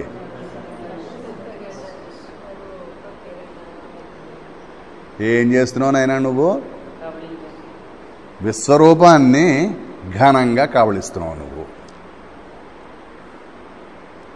మంచి ఘనంగా ఆరగిస్తున్నావు. కబళించడం అంటే ఏంటండి? కబళం అంటే ఏమిటి? ముద్ద. విశ్వాన్ని ముద్ద చేసుకుని తింటున్నావు నేను, ఒక్క ముద్ద. ఎలా తింటున్నావు? కిరణావల్య, తవ కిరణావల్య తోటి, నీ అనుగ్రహం అనేటువంటి ప్రకాశంతో దాన్ని నువ్వు ఆరగిస్తున్నావు ఈ ప్రపంచాన్ని. అరుణాచల పరమాత్మన్ అరుణోభవ. ఆ కిరణాలకు వచ్చి నా మీద కూడా వేవయ్యా అంటున్నాడు ఆయన. ఎంత చమత్కారం చూడండి. అంటే పడవ ఏమండి ఏంటి అందరినీ అన్నిటి మీద విశ్వాన్నే కబళం చేసేటప్పుడు కిరణాలు ఈయన మీద పడవ కొంచెం ఆగుతాయా? ఆగుతాయని చెప్తున్నాడు ఆయన. ఆ కిరణాలు ఎవరి మీద పడాలో వాళ్ళ మీదే పడతాయని చెప్తున్నాడు. ఇది సూర్యకిరణాలు లాంటివి కాదు, ఇవి అరుణాచల కిరణాలు సూర్యకిరణాలు లాంటివి కాదు. అలలల్లా వేసేడు వాటిని.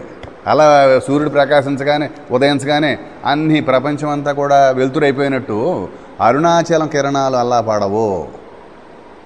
అవి డైరెక్టెడ్ అని చెప్తున్నారు. అవి ఎక్కడికి వెళ్ళాలో వాటికి అక్కడ పంపుతాడు వాటిని. ఏమండి మన భగవాన్ ఇక్కడికి వచ్చి ఆ అయ్యంకులం కోనేట్లో అన్నీ విసిరేశాడు.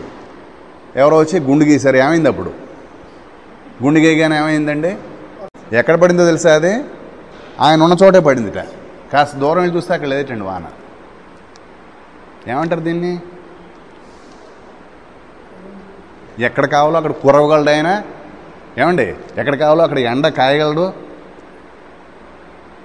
అంత స్పష్టంగా మనకు కనిపించిపోదు, ఏమి అంతల్లాగా ఏమీ కనిపించుకోదు, కానీ వాడు చేయగలడు అలాగా. అలాగే ఈ అనుగ్రహ కిరణాలని కూడా ఎవరి పైన వెయ్యాలో వాడికి తెలుసు, వాడి మీదే వేస్తాడు. అందుకని చెప్పి ఈయన ప్రార్థన చేస్తున్నాడు.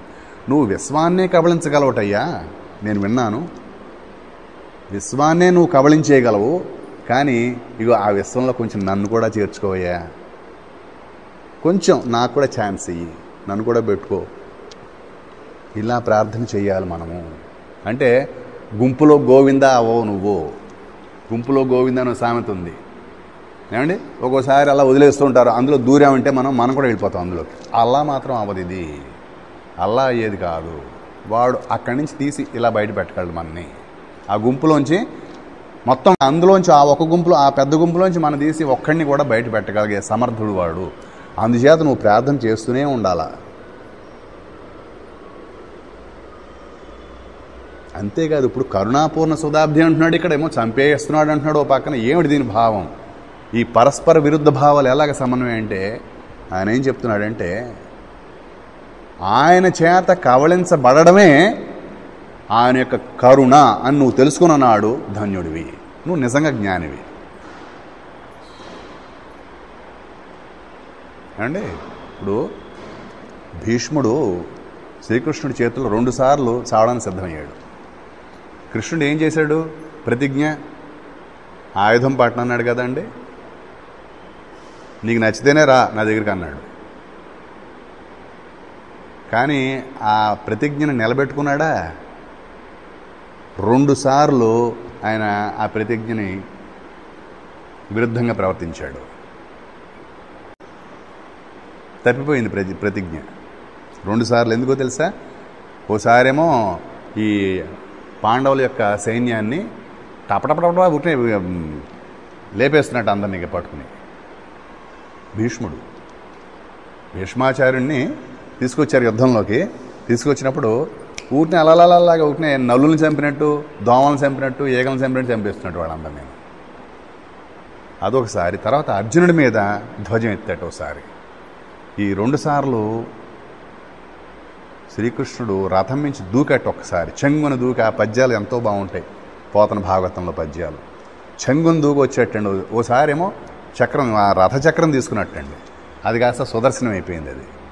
ఇంకోసారి కొరడా తీసుకున్నట్టండి భీష్ముడిని చంపడానికి. 2 సార్లు భీష్ముడు ఆయన కాళ్ళ మీద పడ్డట్టు, చంపేవయ్యా నాకు గొడవ వదిలిపోతున్నాను అన్నట్టు. ఆయన నీ చేతిలో చావడం కన్నా ఇంకేం కావాలి నాకు?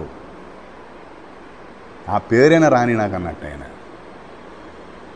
ఇది తెలుసుకున్నా అంటే పరమాత్మ చేతుల్లో మనం పోవడాన్నే మనం కరుణగా భావించిన నాడు మనమే జ్ఞానులం. ఇంతకన్నా జ్ఞానమే లేదు. మనం అంతరించిపోవడమే మన జ్ఞానము. ఇది తెలుసుకున్నవాడు ధన్యుడు. వాడే జీవన్ముక్తుడు. అంటే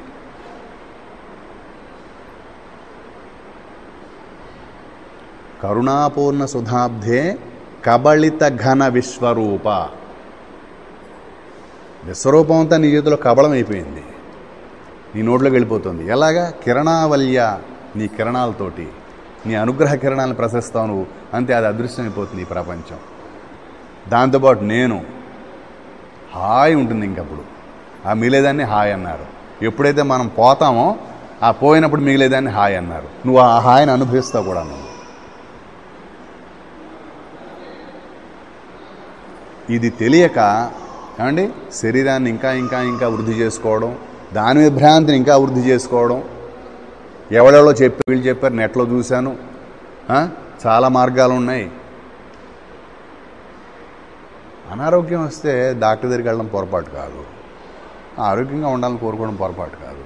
కానీ చావుని తప్పించుకుని నేను శాశ్వతంగా ఉండాలనుకోవడం మాత్రం భ్రమ అని చెప్తున్నాడు.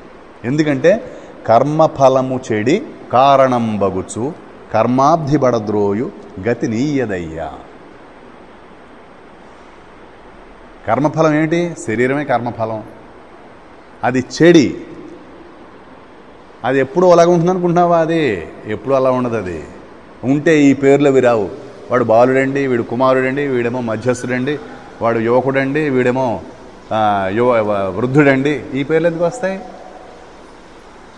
మా చిన్నప్పుడు అండి అంటూ ఉంటాం. మా చిన్నప్పుడు అండి చాలా బాగుండేవాళ్ళం అండి. ఇప్పుడు ఏమైంది నాయన?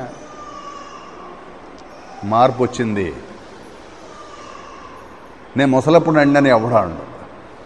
అప్పుడు ఎలా ఉంటానో అనే ఎందుకంటే అది తెలిస్తేనే మనకు కొంచెం భయంగా ఉంటుంది. ఏమో ఎలా అంటే వయసులో ఉన్న వాళ్ళ సంగతి. ఇంకా ముసలివాళ్ళు అసలు రేపటి గురించి ఆలోచించరు. ముసలితనం వచ్చేసిందే అనుకోండి, నాకు రేపటి గురించి ఆలోచించను. ఏమో రేపు ఏ చావు ముంచుకు వస్తుందో అని అది వాళ్ళే బతికేద్దాం హాయిగా. ఇలాగా భ్రాంతిని చర్విత చర్వణం చేసుకుంటూ, భ్రాంతిని చర్విత చర్వణం అంటే ఏంటి? నవలిందానే మళ్ళీ నవ్వులుతూ అలా భ్రాంతిని కొనసాగించుకోవడం, ఇది అజ్ఞానం. దీన్ని అజ్ఞానం అని చెప్పారు అంటున్నాడు ఆయన. ఎందుకంటే నువ్వు ఎంత చేయి ఏమి కానీ కర్మఫలము చెడి తీరుతుంది. ఇది శ్లోకం చెప్పేది. కర్మఫలము చెడి కారణం బగుసు. పైగా అది చెడిపోయి ఏమవుతుంది? అది ఇంకో కారణంగా తయారవుతుంది. అది ఊరుకోపోదు. అది ఆ కర్మఫలం ఈ శరీరం అయిపోతే అయిపోయింది అనుకుంటున్నామేమో, అది కూడా కాదు. అది మళ్ళా కారణమయ్యి కర్మాబ్ధి బడద్రోయు గతి నీయదయ్యా, నిన్ను మళ్ళా అందులో పడేస్తుంది తీసుకెళ్ళి. సముద్ర అదే జనన మరణ చక్రంలో, జనన మరణ కడలిలో, సుడిగుండంలో పడేస్తుంది మనకు తీసుకెళ్ళి. అది మాత్రం నీ గతిని ఇయ్యదు. గతి అంటే ఏం చెప్పుకున్నామండి? గతి అంటే ముందు అందులోంచి బయటపడడం ఒకటి, ఈ కర్మల సుడిగుండంలోంచి బయటపడడం ఒకటి, తరువాత మళ్ళా అందులో పడకుండా ఉండడం. రెండు విధాలుగా ఉంది. ఒకే జ్ఞానం యొక్క రెండు ముఖాలుగా చెప్పుకోవచ్చు మనం. ముందు అందులోంచి బయటపడాలి, మళ్ళీ అందులో పడకుండే మార్గం కనిపెట్టాలి. దీన్ని గతి అన్నారు. అది మాత్రం ఇవ్వదని చెప్పారు. ఎందుకంటే ఎందుకు ఇవ్వదయ్యా గతి అంటే, ఒకసారి నీకు ఆ సీక్రెట్ చెప్పిందా నువ్వు మళ్ళా అందులోకి వెళ్ళవు కాబట్టి. ఏమండి, ఇప్పుడు సినిమాలో వేసినవన్నీ కూడా వేషాలు ఏరే బాబు, ఇందులో ఏం లేదంటే ఎవడో వెళ్ళి అక్కడికి. సీక్రెట్ చెప్పేసాడు అనుకోండి, సస్పెన్స్ ఉంటుంది ఏదో, ఆ సస్పెన్స్ చెప్పేస్తే ఎవడు చూస్తాడండి? పోతుంది అంతే దాని మీద ఆసక్తి. అంచేత ఇక్కడ కూడా ఈ సస్పెన్స్ ఏంటో నీకు తెలియనివ్వదో. గతి నీయదయ్యా అంటే అర్థం ఇది. గతి నిరోధకం అన్నాడు సంస్కృతం. గతి నిరోధించడం అంటే ఏంటి? నీకు దాని యొక్క రహస్యం చెప్పదు. ఆ కర్మల వలయంలోంచి బయటపడ్డాన్ని మళ్ళా అందులో పడకుండా చేసేటువంటి రహస్యం ఏదైతే ఉందో దాన్ని నీకు మాత్రం కర్మలు చెప్పవు, పనులు చెప్పవు. ఈ కర్మల వలయం చెప్పదు. ఇంకా చేయి బాగుంది, ఇంకా చాలా బాగుంటుంది, నువ్వు ఇంకా సంపాదించు, ఇంకా బాగా బతుకు అనే చెప్తుంది. అది ప్రపంచం, అది ప్రపంచం యొక్క లక్షణం. అది దాన్ని చెప్పేవాడు దాన్ని సృష్టించిన వాడే చెప్పగలడు. ఎవడైతే ఈ ప్రపంచాన్ని సృష్టించాడో వాడే మళ్ళా మనకు ఆ సీక్రెట్ని చెప్పగలడు, ఆ రహస్యాన్ని ఇవ్వగలిగాడు వాడే. అందుకనే దాన్ని శివరహస్యం అన్నారు. శివుడికే దగ్గరే ఉంది ఆ రహస్యం, అది శివరహస్యం. వాడు చెప్తూ ఉంటాడు, మనం విన్నా సరే అది రహస్యంగానే ఉండిపోతుంది. ఎప్పటికీ ఒకసారి బయట పడిపోతే అది మళ్ళా రహస్యం కాదేమో అనుకోవద్దు, అది అప్పటికి రహస్యంగానే ఉంటుంది. ఎవరికి ఆ రహస్యం బట్టబయలు అవ్వాలో వాడికి మాత్రమే అవుతుంది. ఇందాక చెప్పినట్టు ఏమండి, ఆయన అనుగ్రహ కిరణాలు ఎవరి మీద పడాలో అరుణాచలేశ్వరుడివి వాడి మీదే పడతాయి, పక్కవాడి మీద కొంచెం కూడా పడవు. వాడు పక్కన కూర్చున్నా, వాడు ఒళ్ళో కూర్చున్నా పడవు, వాడిని కాగలించుకున్నా పడవు. అట్లాగే ఈ రహస్యం కూడా ఎవరికి తెలియాలో వారికి మాత్రమే అందుతుంది. శివరహస్యం ఇది. ఇది చెప్పేవాడే సద్గురువు. సద్గురుమూర్తి అంటే ఆ ఈశ్వరుడే ఈ సృష్టిని నిర్మించినటువంటి, ఈ సృష్టికర్త అయినటువంటి ఈశ్వరుడే మనకి ఈ సుడిగుణంలోంచి బయటపడాలి, మనకి మళ్ళా ఇందులో పడకూడదు అనిపించినప్పుడే ఆ ఈశ్వరుడు గురు రూపంలో వస్తాడని చెప్తున్నాడు. ఈశ్వరో గురు ఆత్మేతి మూర్తి భేద విభాగిన. చెప్పండి అయ్యా.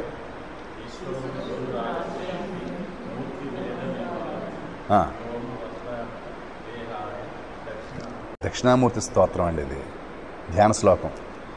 వ్యోమవద్, ఆకాశంలాగా వ్యాప్త దేహ, ఈ దేహం అంతటా వ్యాపించున్నావు ఓ భగవంతుడా దక్షిణామూర్తి. ఆకాశంలాగా ఈ దేహం అంతా వ్యాపించేస్తున్నావు నువ్వు. వ్యోమవద్ వ్యాప్తదేహాయ దక్షిణామూర్తి అయిన నువ్వు ఏం చేస్తున్నావు? ఈశ్వరో గురురాత్మేతి, ఈశ్వరుడన్నా గురువన్నా నీవన్నా, ఆత్మ అంటే నేనన్నా ఒక్కటే. మూర్తి భేద విభాగిన, రూపాల్లో ఏవో తేడాలు ఉన్నాయంతే, కానీ వాటి సారాంశం ఒకటే. ఈశజీవయోర్ వేషధీభిద సత్స్వభావతో. చెప్పండి గట్టిగా.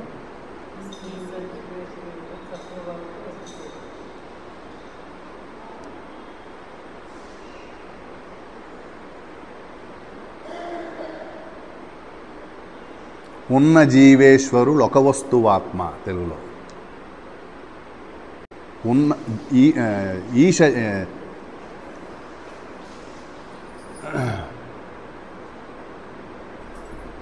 ఉన్న జీవేశ్వరులు ఒక వస్తువాత్మ, భిన్నముపాధి చిచ్చిన్నములేను. భిన్నముపాధి చిత్ చిహ్నములేను. ఉపాధి చిత్ యొక్క చిహ్నములే అవి, అంతే తప్ప, అంటే ఉపాధిలో వచ్చినటువంటి భేదాలు తప్ప ఉన్న జీవేశ్వరులు ఒక వస్తువు. అదేమిటది? ఆత్మ. అందరి యొక్క స్వరూపం ఆత్మే. ఈశ్వరుడు గురువు నేను. ఈశ్వరో గురురాత్మేతి మూర్తి భేద విభాగిన. ఎప్పుడైతే నాకు సత్సంకల్పం, శుభ సంకల్పం కలుగుతుందో, శుభ సంకల్పం అంటే ఏమిటి? ఈ కర్మల ప్రాపంచిక సాంసారిక సుడిగుండంలోంచి మళ్ళా బయటపడాలి నేను, అందులో పడకూడదు అనేటువంటి తపన ఏదైతే ఉందో, ఆలోచన ఏదైతే ఉందో, సంకల్పం, దాన్ని శుభ సంకల్పం అన్నారు. జ్ఞానవాసిష్టంలో దాన్ని శుభేచ్ఛ అని వర్ణించారండి. శుభేచ్ఛ సప్త జ్ఞాన భూమికల్లో మొదటిది శుభేచ్ఛ. వశిష్ఠుడు రాముల వారికి చెప్తున్నాడు, ఏమని? మొదటిది శుభేచ్ఛయ్యా అంటే ఏంటి? నాకు శుభం కలగాలని కోరుకోవడం. అలా కోరుకున్నవాడు కూడా జ్ఞానినే నువ్వు అంటున్నాడు. నాకు శుభం కలగాలని కోరుకున్న వాడిని కూడా నువ్వు జ్ఞానిగానే చూడాలి. ఎందుకంటే సప్త జ్ఞానభూమి మొదటిది.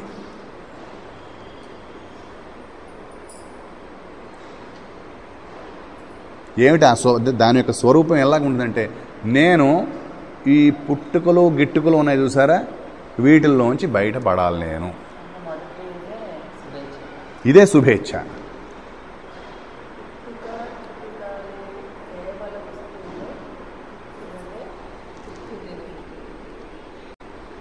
అండి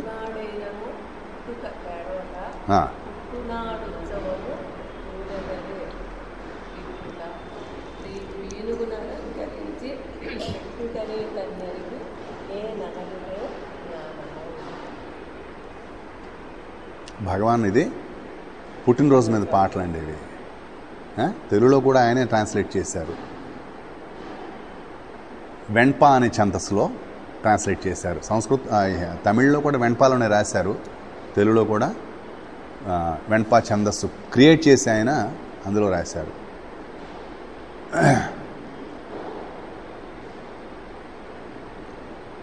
అండి మన వైపు ఒక పాట ఉంది.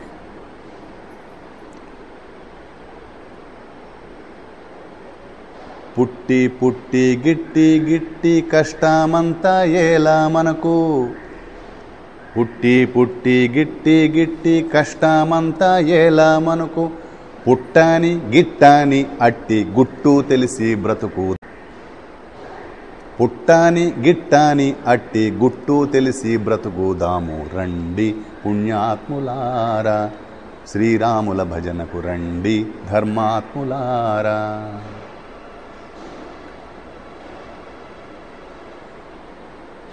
ఇట్టి రోత పుట్టనేల కొన్నాళ్లకు మనము పుట్టి పుట్టి గిట్టనేల, ఇట్టి రోత పుట్టనేల. ఏమండి అంటే ఈ పుట్టుకని ఏమని చెప్తున్నాడు ఆయన? రోత అంటున్నాడు. ఈ పుట్టుక అనేది ఒక రోత. రోత అంటే తెలుసు కదండి, అసహ్యకరమైనది మనం బాధించేది. రోత అంటే అది మన బాధలు పెట్టేది. కోత, రోత అంటే ఏంటి? కోతే. ఇట్టి రోత పుట్టనేల కొన్నాళ్ళకి మనము పుట్టి పుట్టి గిట్టనేల, పుట్టి పుట్టి గిట్టి గిట్టి కయ్యేలా మనకు. ఇదంతా కష్టం రా నాయన, ఇలా పుట్టడం చావడం పుట్టడం చావడం ఇదంతా కష్టం రా బాబు. పుట్టాని గిట్టాని అట్టి. గుట్టంటే ఏమిటండి? గుట్టంటే శివరహస్యం. ఏమండి? పుట్టాని గిట్టాని అట్టి గుట్టు తెలిసి బ్రతుకుదాము. గుట్టు తెలిసి చద్దామనట్లేదు, ఏమంటున్నాడు? బతికుండగానే తెలుసుకోవాలి దీన్ని. జీవించి ఉండగానే ఆ గుట్టేంటి తెలుసుకోవాలి, ఆ రహస్యం ఏంటి తెలుసుకోవాలి. జీవించి ఉండగానే ఎప్పుడో చచ్చిపోయాక కాదు, అది హీరోయిజం కాదు, అది ఏమండి వీరోచితం కాదు, అది జీవించి ఉండగానే. పుట్టాని గిట్టాని అట్టి గుట్టు తెలిసి బ్రతుకుదాము అంటున్నాడు. చూడండి కవి, జీవన్ముక్తులుగా ఉందాం మనం. అందరికీ సాధ్యమేనంటే అసాధ్యం అన్నదే లేదంటున్నాడు. ఇంకేమిటి? ఒకనాడు మనకి అదే జ్ఞానాచార విచారపట్నం త్రిపుర రహస్యంలో ఒక నగరం ఉండేదిటండి. దాని పేరు శ్రీవిద్యానగరం. దాని పేరేంటి? శ్రీవిద్యానగరం. అందరూ అందులో అమ్మవారి యొక్క శ్రీవిద్యోపాసకులు. వాళ్ళు శ్రీవిద్యోపాసకులు. వాళ్ళందరూ కూడా జీవన్ముక్తులేటండి. ఆ నగరంలో ఉన్న వాళ్ళందరూ కూడా జీవన్ముక్తులే. ఊహించుకోండి అసలు ఒకసారి ఎలా ఉంటుందో, ఎంత ఆనందం ఉంటుందో చూడండి అందులో.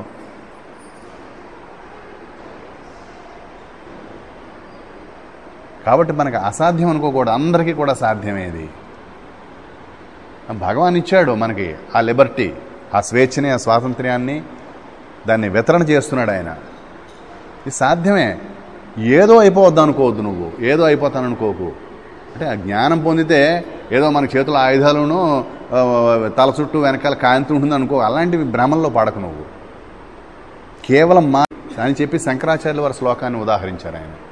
దృష్టిం జ్ఞానమయీం కృత్వా, దృష్టిం జ్ఞానమయీం కృత్వా పశ్యేత్ బ్రహ్మమయం జగత్తు. నీ దృష్టిని ఒక్కసారి మార్చుకో, అంతే చాలు. ప్రపంచం అంతటిని మార్చక్కర్లేదు నువ్వు.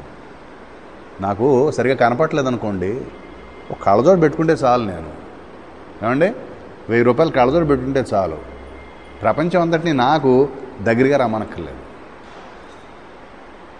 ఇంత సింపుల్ సొల్యూషన్. దీనికి 1000 రూపాయలు ఖర్చు పెడుతున్నాం. జ్ఞానానికి జ్ఞానం ఉచితం అని చెప్పారు. ఉచితం అంటే అర్థం ఏంటండి? ఒకటి ఫ్రీ, ఇంకో అర్థం ఉంది ఉచితం అంటే. అయ్యా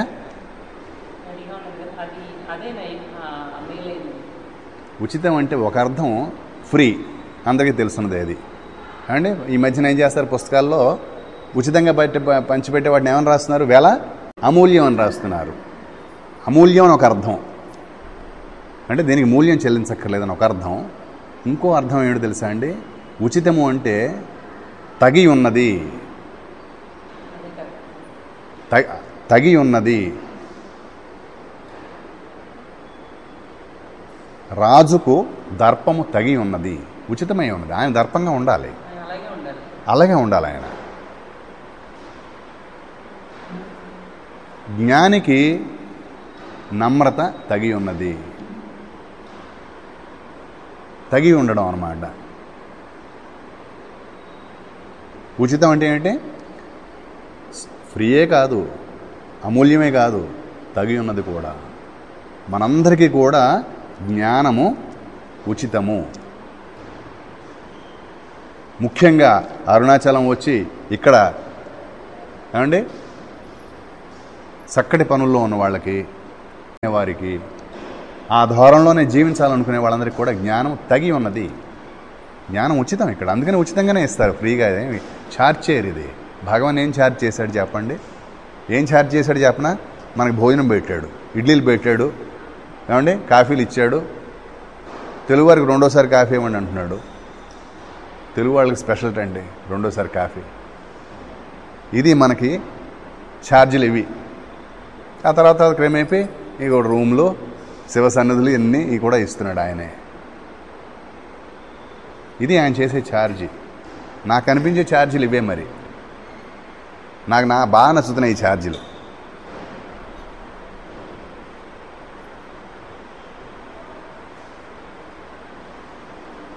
ఈ ఛార్జ్ ఏమంటే అక్కడ ఛార్జ్ ఎంత అంటే ఏం చెప్పాలి, నేను చెప్పను కానీ మీకు వెళ్ళండి, మీకు బాగా నచ్చుతుందని చెప్పచ్చు అనమాట. మనం జ్ఞానానికి ఛార్జ్ ఎంత అవుతుందండి అంటే నేను చెప్పలేనండి, మీరు వెళ్ళండి ఒకసారి మీకే తెలుస్తుంది, మీకు బాగా నచ్చుతుంది ఆ ఛార్జ్ అంటారు. జ్ఞానాన్ని వెలగట్టగలిగిన మొనగాడు ఇప్పటిదాకా పుట్టలేదు. ఏమిటి ఆ జ్ఞానం, నీ యందు నేనుగా ఉండేటువంటి ఆ జ్ఞానానికి, ఆ నేనుకి వెలగట్టిన వాడు ఇప్పటిదాకా లేడు, పుట్టలేదు, ఇక ముందు పుట్టబోడు. నా భూతో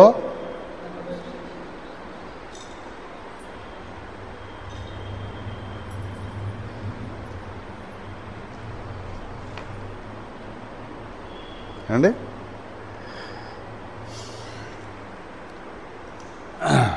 మనకి ఈ చక్కటి అవకాశం ఈ పూట కూడా ఇచ్చినందుకు ఆ పరమేశ్వరుడికి, అరుణాచలేశ్వరుడికి, రమణేశ్వరుడికి, మనకి వేదిక ఇచ్చిన సూరిబాబు గారికి, అందరికీ కూడా మనం కృతజ్ఞులమై ఉండాలి. మనందరికీ కూడా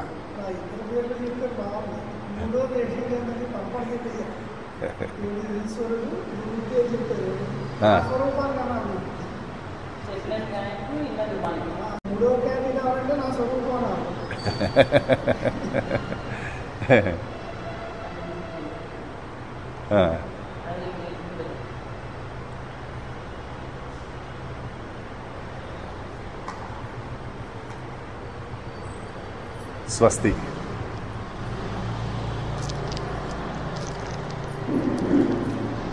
సాయంత్రం మళ్ళా ఇదే టైం, రోజు టైంకి 7:30కి